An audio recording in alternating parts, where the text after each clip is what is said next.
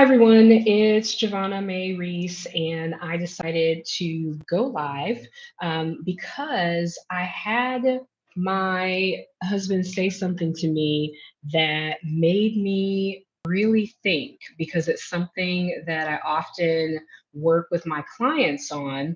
And I was talking about all the plans I have, for my upcoming courses and being on Instagram and being here on YouTube. And he said to me that it feels like I am doing the most. And those of you who followed me for a little bit know that I'm all about do less, live more. And so when he said it feels like, it from an outside view that you are doing the absolute most. And I was like, me doing the absolute most? And so when he said that, I had to really reflect because in my teaching job day to day, I'm not doing the absolute most. I've got systems in place and, I am um, really stress free working abroad, which I've talked about, quite a bit. And so he said that, I'm here, I'm there, I'm doing all these things. And what I'd like to talk about is actually the framework that I use when I'm coaching people, because there are seasons in your life, your business. If you're an entrepreneur, you know this. There are seasons where things are really busy, and then there are seasons where things are not as busy, right? And so, what I told him was that there are seasons. Follow me. This metaphor may not, this analogy might not quite work, but I told him that there are seasons, right?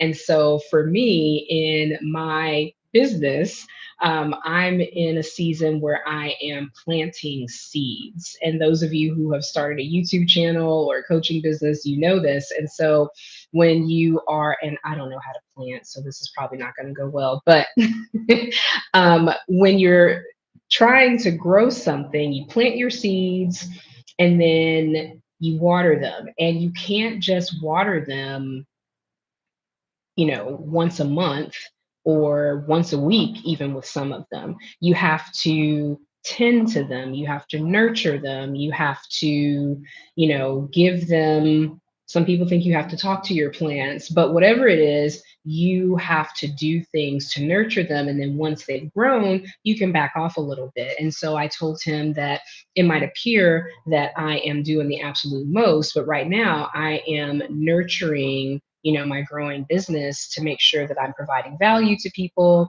and, really helping them to overcome burnout and or make that leap, stop being afraid and realize that they can make that leap and take their education career abroad. And so when I'm working with people, we go through a framework where I ask them to define the things that truly matter to them. And we do that in a number of ways. We do some assessments and we have some conversations. And then I will ask them to optimize. So to focus on, high impact things, things that give them energy, things that support their values. And then we look at how to set boundaries around those things, how to not overcommit. And then we start eliminating, cutting out excess, whether it's activities, obligations, it could even be physical clutter. And then once we've done that, we streamline, we simplify their processes.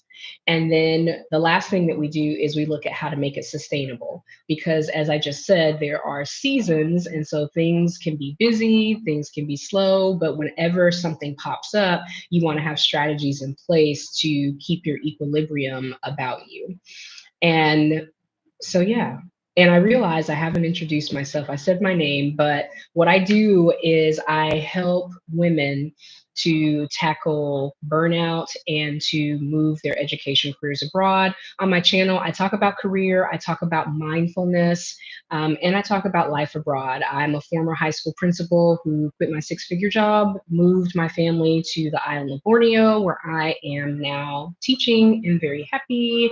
Um, but I often talk about, mindfulness and things that you can do to quell the burnout, because many of my clients, many of the women that I talk to who are looking to move abroad, they're looking to move abroad because they're feeling overwhelmed in their current position, and they're feeling a lack of agency, a lack of control. Maybe, if you're like me and you're in a school, you've dealt with student behaviors and just the way that education has changed in recent years, and you're looking for a way to, stay in the career that you love, and but also get rid of all of that other stuff, because I like to say too that sometimes it's the location and not the vocation, right? But I say all that to say that wherever you go, there you are. And so sometimes the habits that we have of perfectionism, of feeling like we have to do everything ourselves, of feeling like we have to give and give and give and give, contributes to that feeling of burnout and that feeling of overwhelm. And so by going through my framework with my clients, I can help them identify those bad habits and figure out what systems they can put in place to focus on the things that they really matter, so that regardless of whether they're deciding to stay in the States or to move abroad, they're not taking those bad habits with them.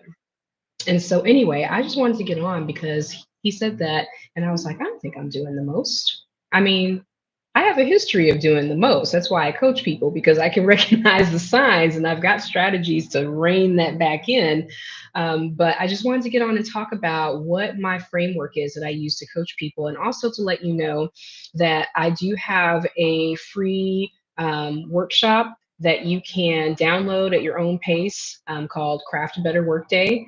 And it comes with a free fillable PDF to walk you through some exercises that you can use to set some boundaries, to reframe some things, and to bring some more joy back into your life. And so if you like this quick video, you want me to do some more lives, give me a thumbs up, give me some feedback, and I will see you next time.